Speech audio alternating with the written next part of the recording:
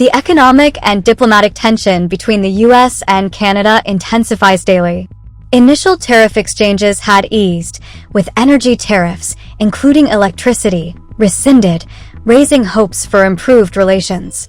However, Washington reignited concerns by critically addressing this matter. Most recently, US President Donald Trump declared a 25% tariff on imported vehicles. The White House claimed this would bolster American manufacturing, yet it risks disrupting the globally interconnected auto industry. Last year, the U.S. imported roughly 8 million cars, a $240 billion trade volume representing about half of total sales. Administration projections estimate the new tariffs, effective in April, will generate $100 billion annually. However, the policy presents immediate drawbacks.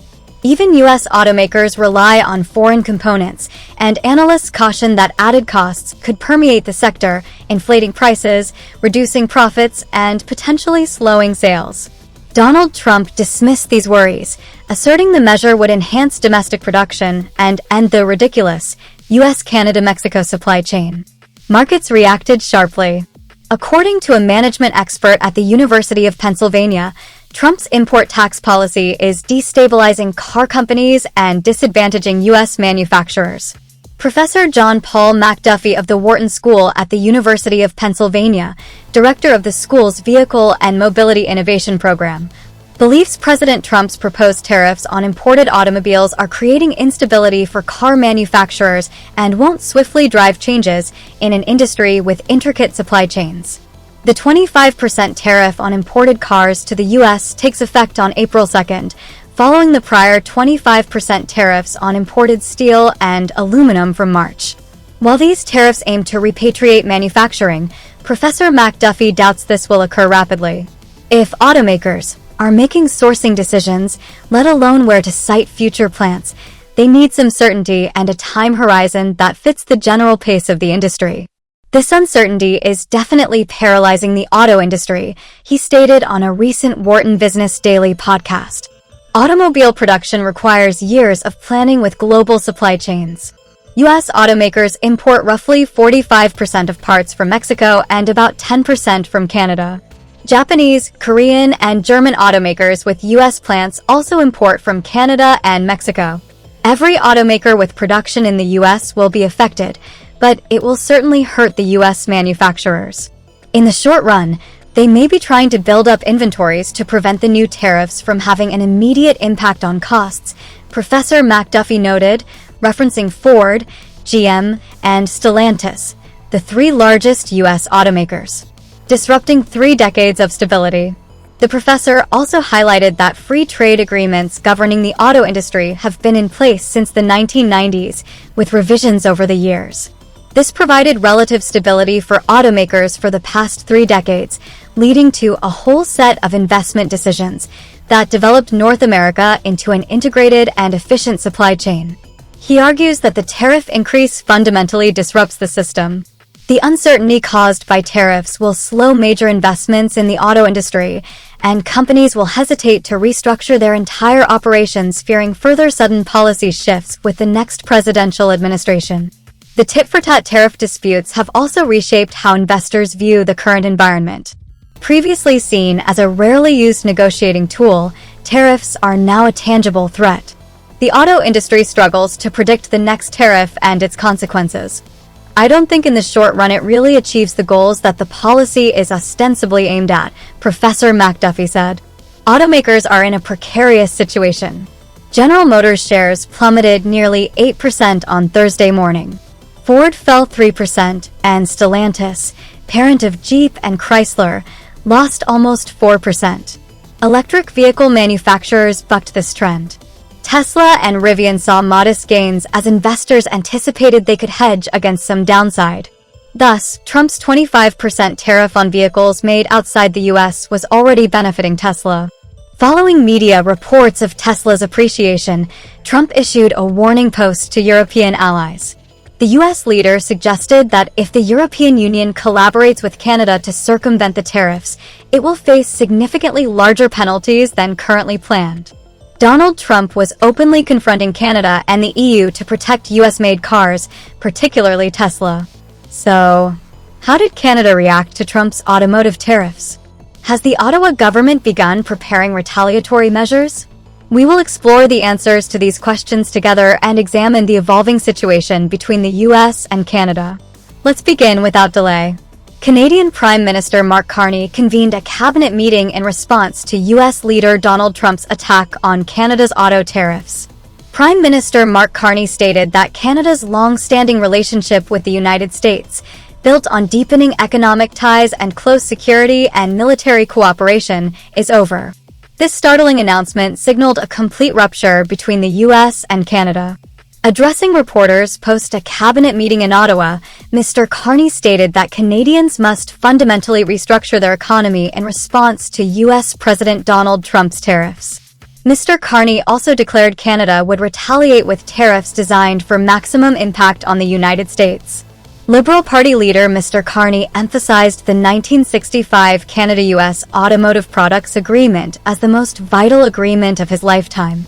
"We are done with these tariffs," Mr. Carney affirmed in French. The Prime Minister asserted that Canada could sustain its automotive sector despite US tariffs, but only through a comprehensive redesign and reorganization by both government and business. Mark Carney predicted Ottawa must forge an economy under Canadian control, which would necessitate rethinking trade relations with other partners. Mr. Carney added uncertainty remained regarding the potential for a strong future trade relationship with the United States. Mr. Carney adjusted his campaign plans to combat the latest import tariffs ahead of the upcoming general election next month. Canada has so far responded by imposing tariffs on US goods totaling approximately 60 billion Canadian dollars or 42 billion US dollars. Following this plan alteration, Canada is expected to impose tariffs on the US exceeding $42 billion in total, as a response to Donald Trump's newly announced 25% automotive tariff. Consequently, a new tariff record from Canada could emerge in the coming days, further escalating US-Canada tensions. However, the Canadian side insists it will not hesitate to respond. The timing of these retaliatory responses is anticipated by experts to follow the US tariff implementation. The White House announced the new vehicle tariffs would take effect on April 2nd, with businesses importing vehicles facing charges the subsequent day. Tariffs on parts are slated to begin in May or later.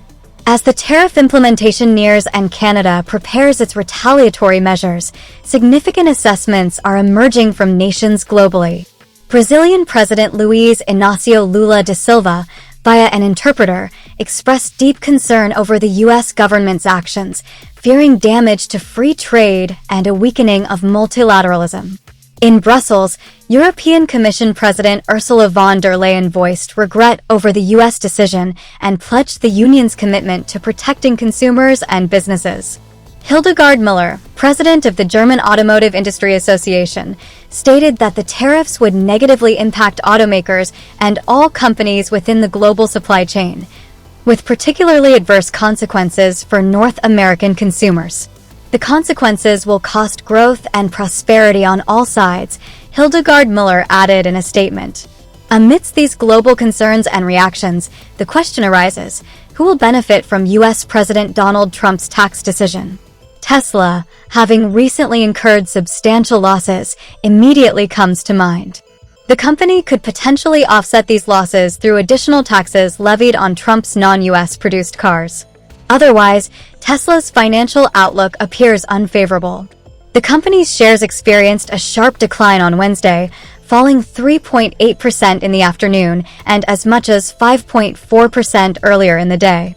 This decline outpaced broader market losses, with the S&P 500 and Nasdaq Composite falling 0.6% and 1.3% respectively. This sell-off occurs as Tesla confronts increasing international trade tensions and growing regulatory challenges, notably from Canada, which has implemented punitive measures directly targeting the electric vehicle giant.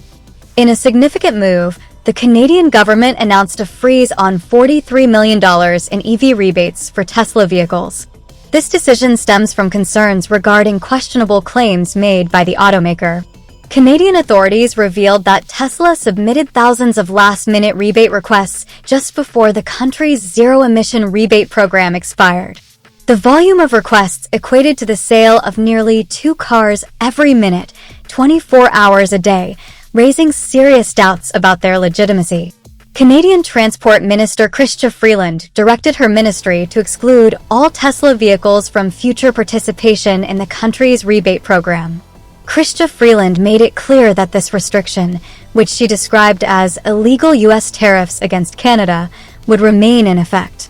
This retaliatory measure directly addresses President Donald Trump's recent tariff policies, which have strained the trade relationship between the U.S. and Canada. It also highlights the increasing willingness of foreign governments to target U.S. companies in response to broader political and economic disputes. Canada's tariff retaliation exacerbates Tesla's growing global challenges, diminishing the company's prospects in key markets. Recent data reveals declining sales in China and the European Union, coinciding with CEO Elon Musk's increasingly vocal political engagement. Musk's alignment with Trump and his public stances on global political issues have provoked foreign regulators and policymakers. This, coupled with Tesla's exposure to intense competition from both established automakers and emerging Chinese EV manufacturers, is intensifying pressure on the company. Furthermore, Tesla no longer holds an undisputed lead in the EV market. Companies such as BYD, Xpeng, and NIO in China are rapidly gaining traction alongside Ford, GM, and Volkswagen in the West. These automakers are offering more affordable and technologically advanced models, eroding Tesla's once dominant market share. 2024 proved to be a particularly significant year for Chinese carmaker BYD, which solidified its position as the world's largest electric car manufacturer.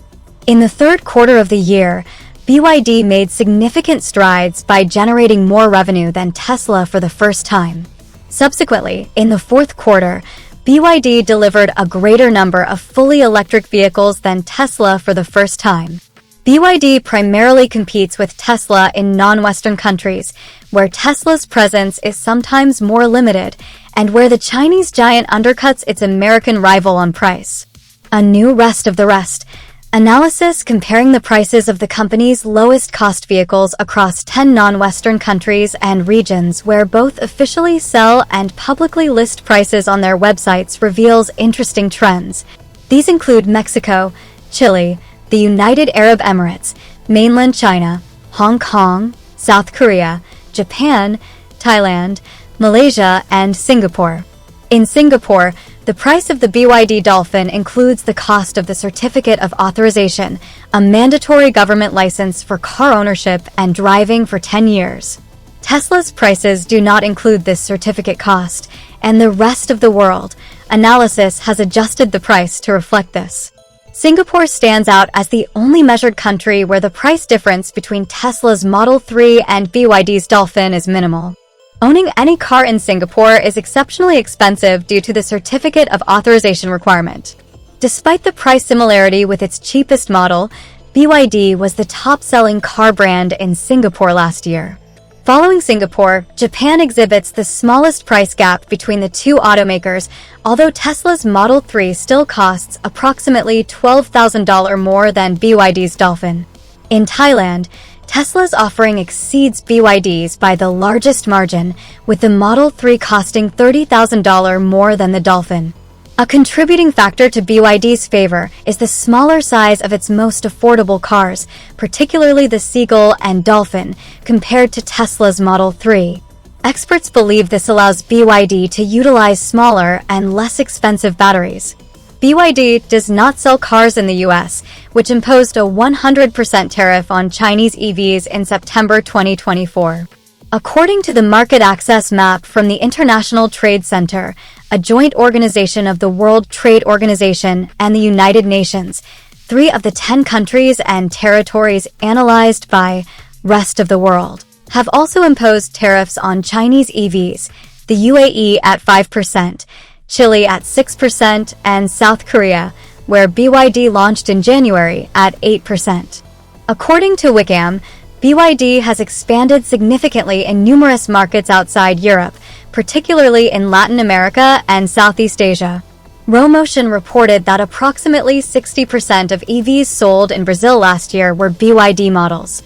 BYD is increasing production outside China, where EV production costs are relatively low. Wickham anticipates another strong year for the company in 2025 and is closely monitoring whether its global expansion will have a long-term impact on prices. As production ramps up and volumes increase, it could be really interesting for BYD to have a number of facilities around the world where they can produce EVs much cheaper than anyone else.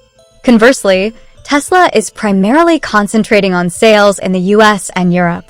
The company does not sell in any African or South Asian countries and only operates in 2 Latin American countries, Mexico and Chile. Following Tesla's announcement that US President Donald Trump would impose a 25% tax on cars manufactured outside national borders and Canada's subsequent pledge to retaliate, a key question arises. Will Canada favor BYD or a brand produced much closer to the US, such as Tesla? Mexico emerges as a potential candidate. However, Mexico's first domestic EV project, Alinea, faces a challenging path. Project Alinea aims to launch its inaugural model in 2026 as a more affordable alternative to popular Chinese electric vehicles. At a press briefing in the capital earlier this year, Mexican President Claudia Sheinbaum enthusiastically presented images of 3 box-shaped compact electric vehicles named Alinea, meaning to move, in the Nahuatl indigenous language. These will be the first fully designed and assembled electric vehicles in Mexico, promising to be safe, efficient, sustainable, and accessible to millions of Mexicans, according to the project's director Roberto Capuano. Roberto Capuano also stated that the first model would be ready by the start of the 2026 World Cup in Mexico City and available to the general public in 2030.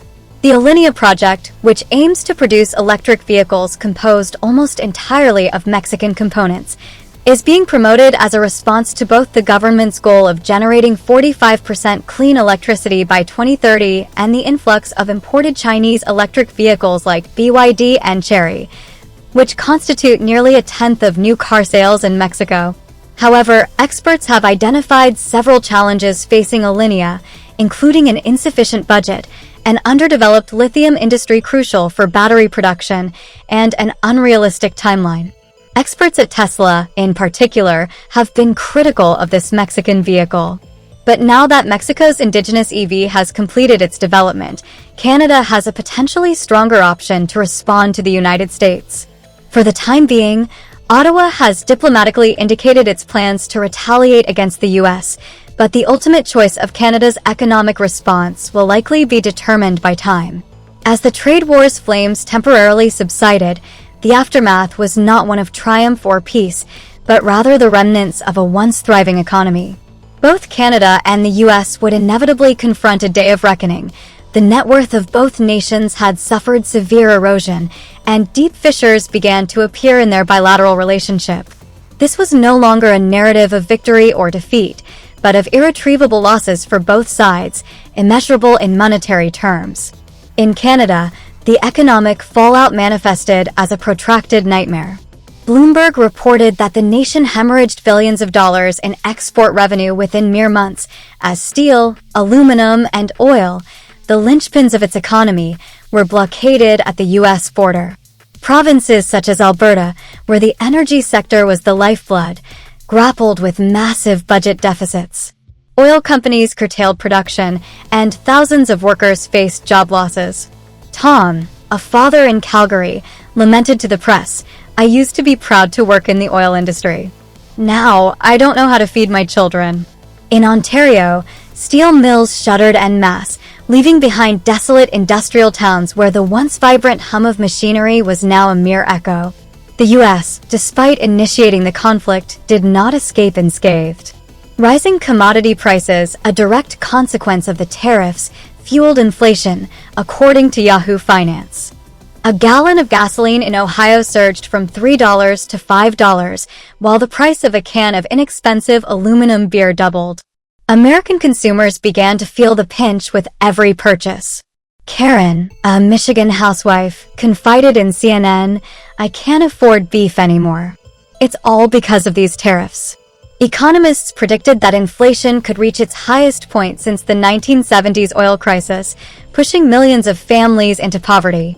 The auto industry, a vital economic link between the two nations, emerged as the most significant casualty. CNBC reported that GM and Stellantis, two giants in the sector, were compelled to reduce production at their plants in Michigan and Ohio, which relied heavily on parts sourced from Canada. Thousands of workers were laid off, and assembly lines that once operated around the clock fell silent. James, a Detroit engineer, told reporters, "I thought my job was secure. Now, I don't know what tomorrow will bring." The situation in Canada mirrored this devastation. Stellantis plants in Windsor ceased operations, leaving thousands of families without income. The energy sector fared no better, as U.S. companies refused to import Canadian oil, forcing Alberta to seek new markets in Asia, a costly and precarious undertaking. However, the most profound loss transcended mere numbers. It was the erosion of the relationship between the two nations. The Globe and Mail characterized the situation as the lowest point since World War II. Once steadfast allies, Canada and the U.S. now regarded each other with suspicion and animosity. Diplomatic negotiations devolved into acrimonious shouting matches, with Trump repeatedly labeling Canada an economic enemy, while Carney retorted that the U.S. has betrayed our trust. On the streets of Ottawa, a growing fervor to boycott American goods, from Starbucks to Ford, took hold. A small cafe in Vancouver displayed a sign, "No American served. Support Canada." Trump, in a bid to salvage his public image, asserted that his policies would yield long-term benefits for the U.S. "We are rebuilding our country," he declared at an event in Florida. However, analysts dissented, pointing out that the cost of this rebuilding could far outweigh any gains the U.S. derived from the tariffs. Canada, though severely wounded, exhibited remarkable resilience. Small businesses began to pivot their focus towards European and Asian markets, while the government made substantial investments in renewable energy to lessen its dependence on the U.S. "We will get through this," Carney affirmed in a speech, and "we will emerge stronger than ever." The day of reckoning was not solely about finances, but about shattered trust. As both nations tallied their losses, the paramount question lingered: could they mend these deep wounds, or was this the dawn of a permanent era of estrangement? The sky over North America seemed heavier than ever. The trade war between Canada and the U.S., which had only erupted earlier in the year, had inflicted irreparable damage. Amidst the wreckage of the economy and trust, a symbolic demise was quietly unfolding, not the death of an individual, but of the friendship that had bound the two nations for centuries. This marked the most dramatic chapter, where sorrow intertwined with hope, and the central question still hung in the air: could Trump truly win against Canada, or were they both hurtling into the abyss together? In Canada, an unexpected symbol of U.S.-Canadian amity became the epicenter of public outrage: Wayne Gretzky, the hockey legend revered by both nations. CNN reported that an old photograph of Gretzky smiling alongside Donald Trump at a years-old charity event resurfaced and went viral on social media. In the current charged atmosphere, the image acted as fuel on a fire. Canadian fans, who once held him as a national icon, now turned their backs. On X, a Toronto user posted, "Gretzky sold us out to Trump.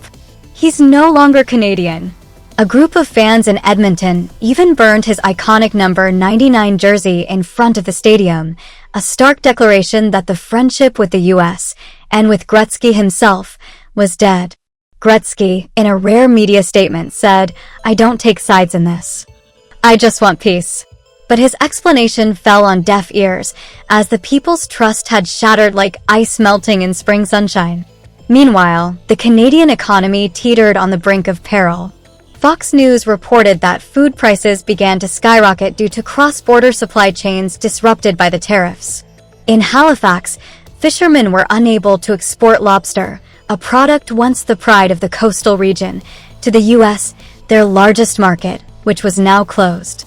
Then, a fisherman told reporters, his voice trembling, "I've done this all my life, but now I don't know how to pay rent." At supermarkets in Ottawa, The price of a carton of milk jumped from $3 to $5, forcing families to curtail their spending. Job losses also began to mount, particularly in export-dependent provinces like Ontario and Alberta. Laura, a steelworker in Hamilton, shared, "My factory just cut shifts. I don't know what next month will be like." Economists warned that if this situation persisted, Canada could slide into recession this year. South of the border, Donald Trump maintained his belligerent stance. His supporters cheered, brandishing America First signs. Trump insisted that his tariffs would compel Canada to yield, predicting that they will soon beg for mercy. However, analysts, according to CNN Business, disagreed, pointing out that the cost of this strategy was becoming increasingly exorbitant. Commodity prices in the U.S. were rising, inflation was soaring, and industries like automobiles, reliant on Canadian parts, were struggling. One economist noted, "This is not a victory. This is a war where both sides are bleeding themselves." But Canada refused to capitulate. Despite its economic wounds, the people's spirit of unity intensified. Across the nation, Support Canada First movements sprang up, encouraging citizens to prioritize domestic goods over American ones. In Vancouver, a small cafe displaying a "No American Goods Here" sign quickly drew long lines of supportive customers. Prime Minister Mark Carney, in a live televised address on the evening of April 2nd, stated, "We are under pressure, but Canada never yields. We will rise from these difficulties stronger than ever." His words resonated like a spring breeze through maple forests, igniting hope in the hearts of the people. Small businesses began to explore new markets in Europe and Asia, while the government announced a $10 billion investment plan in renewable energy to reduce reliance on the U.S. Amidst the ruins of this trade war, the demise of trust between Canada and the U.S. was most palpable. Once close allies, they now regarded each other with suspicion and hostility. On the streets of Toronto, "Stand Up to Trump" signs sprouted like mushrooms, while in Detroit, Americans began to blame Canada for soaring gas prices. Rick, a Michigan truck driver, told CNN, "I don't care what they think. I just want things to go back to normal." But normalcy was now a distant memory, buried beneath tariffs and harsh rhetoric. The most significant question remained unanswered. Could Trump force Canada to yield? Canada stood firm, though its economy buckled under pressure. Trump might claim victory, but in the eyes of Canadians, from fishermen in Nova Scotia to oil workers in Alberta, an unyielding flame of resilience burned bright. The cost of this war was billions of dollars, thousands of jobs, and a relationship that once formed the bedrock of North American peace. As the smoke still lingered, uncertainty prevailed over whether Trump would further escalate the conflict or if Canada would find a way to weather this storm. Only one truth remained. Amidst the devastation, there were no true winners, only scars, losses, and a bleak future looming ahead.